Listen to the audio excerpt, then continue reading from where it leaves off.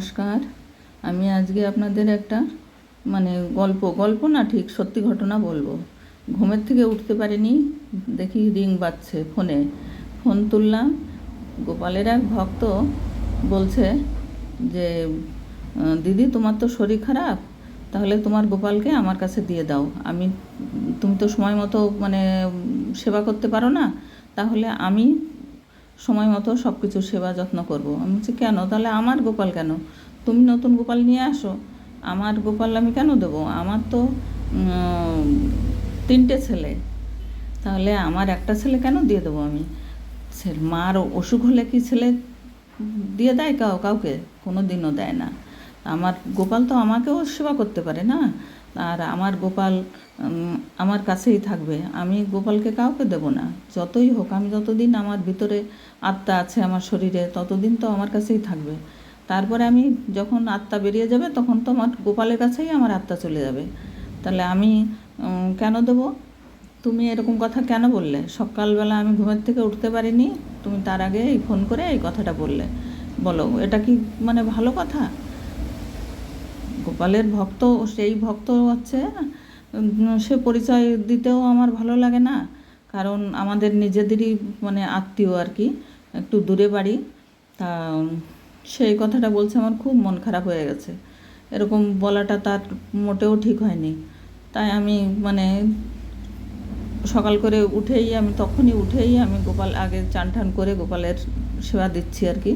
তা কেন এরকম বললো? আমি খুব রাস্তায় এত বাস গাড়ি যাচ্ছে, শব্দে খুব ডিস্টার্ব হয়। তাই তার নিজের সংসারে এই ঠাকুর নিয়ে, গোপাল নিয়ে বিরাট অশান্তি। আবার সে যদি বলে আমার গোপাল নিয়ে যাবে, তাহলে তো আরও অশান্তি বেশি হবে তো। এবার সে নিজের সংসারে শান্তি আনতে পারে না, তারপরে সে সেবা যত্ন করে গোপালের, ওই নিয়েই 24 ঘন্টা পড়ে থাকে, যে জন্যে তার ফ্যামিলিতে, তার স্ত্রী মেয়েরা অশান্তি। চরমে অশান্তি, কেউ কারোর সঙ্গে কথা নেই। সে উপরে রান্না করে দোতলায় বসে ঠাকুর সেবা দেয়, আর সেই ভোগই রান্না করে খায় আর কি। যে ভোগটা দেয় ঠাকুরকে, সেটাই খায়। আর মাতে নিচে 2 মেয়ে রান্না করে খায়, তারা আলাদা। তা কথা শুনলে দুইজনের কারোরই দোষ মনে হবে না। আবার তো এরকম এই অবস্থা, কোনো মিলমিলাপ নেই, কারোর সঙ্গে কারোর কথা নেই। এই হচ্ছে এদের পরিস্থিতি। আর সে আমাকে বলে গোপাল দিতে। গোপাল তো কত পাওয়া যায়, বাজারে গেলেই তো গোপাল নিয়ে আসতে পারে, আমার গোপালটাই নিতে হবে? খুব মন খারাপ হয়েছে আমার, জানেন না। আমার তখন থেকে এত মন খারাপ, কেন বললো এরকম কথা? আর আমার গোপাল হচ্ছে আমার জীবন, আমার সব কিছু, আমার আত্মা, আমার সব কিছু। আমি হনুমান যেরকম বুক চিরে দেখিয়েছিল, আমি তো পারবো না দেখাতে। আমরা তো অত বড় ভক্ত হইনি হয়তো, কিন্তু এটা ওর বলা মোটেও উচিত হয়নি। যাই হোক, আমি তবু গোপাল, তোমাকে বলছি, তুমি ক্ষমা করে দিও ওকে। ও ছোটোবেলার থেকে ছোটোবেলায় মা মরে গেছে, মা হারা। তারপরে চাকরিতে গেছিলো, চাকরিতে যাওয়ার পরে চাকরিতে যাওয়ার আগেই ও কৃষ্ণ ভক্ত আর কি। ওর একটা বৌদি আছে, সে নাকি ওই দীক্ষা শিক্ষা তার গুরুদেবের কাছ থেকে দেওয়া করায়। তখন সে মালা নিয়েই চাকরিতে গেছে, বিয়ে করেছে, সব কিছুই সেই তখন থেকেই কিন্তু এতদিন কোনো অশান্তি নেই। এই হঠাৎ করে এখন এমনভাবে নিরামিষভোজী হয়ে গেছে। এখন তার আত্মায় যদি না চায়, সে যদি ভাবে যে আমি গোপাল সেবা করছি, তাহলে আমি মাছ মাংস খাবো না, তাতে অন্যায় কি? এখন সে বলছে তার বউ মেয়েদের যে তোদের মন চায় তোরা খা, কিন্তু আমি খাবো না। তা হবে না তাদের। তারপরে তিলক কাটে, তিলক নেয় বা মালা নেয়, এগুলো তাদের পছন্দ না বউ মেয়ের। এখন একদিন নাকি তার বউ মালাও ছিঁড়ে দিয়েছিল, তারপরে আবার মালা নিয়েছে, মালা জপ করে। এই সব আর কি নিয়ে বিরাটভাবে অশান্তি, শুধু এই নিয়ে, আর অন্য কিছু না। তা এখন চরমে আর কি অশান্তি। একেবারে সত্যি ঘটনা। আমারই আত্মীয়, আমি পরিচয়টা দেব না, কারণ দিলে হয়তো তাদের অবজেকশন আসতে পারে, এই জন্যে পরিচয়টা দিচ্ছি না। একেবারে সত্যি ঘটনা। আর আজকের ঘটনা ওইটা, যে আমার কাছে গোপাল চাইছে। ও ও আমার এতদিন কোনো রাগ ছিল না, কিন্তু এই আজকে গোপাল চাওয়াতে আমার খুব রাগ হয়েছে। কেন তুই আমার গোপাল নিবি?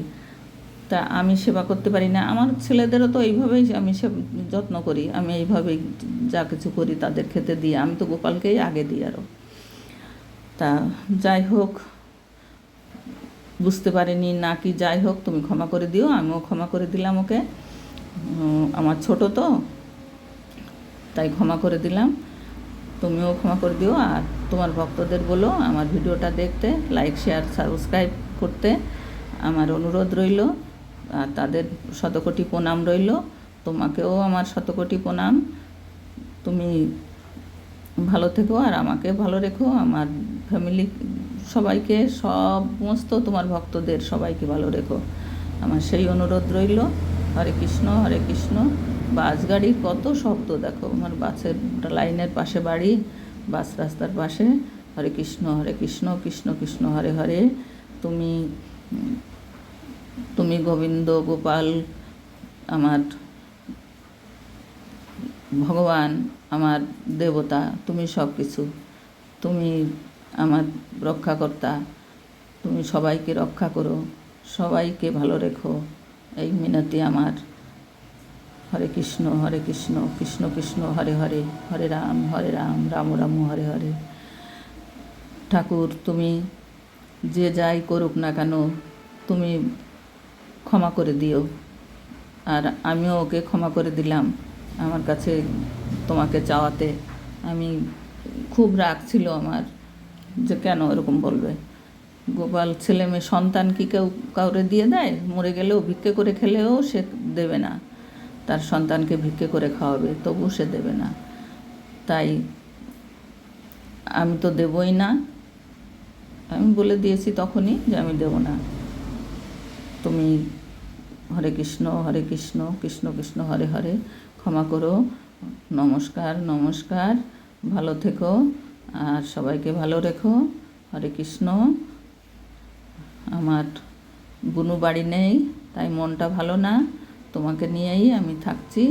আমার বুনু থাকলে কতবার জিজ্ঞাসা করে, দিদি গোপালকে খাইয়েছো, চান করিয়েছো, সব কিছু। ছোট্ট মেয়ে কিন্তু সব বোঝে। তাই আমার গোপাল যেন আমার বুনুকে ভালো রাখে, বুনুর মাকেও ভালো রাখে। নমস্কার।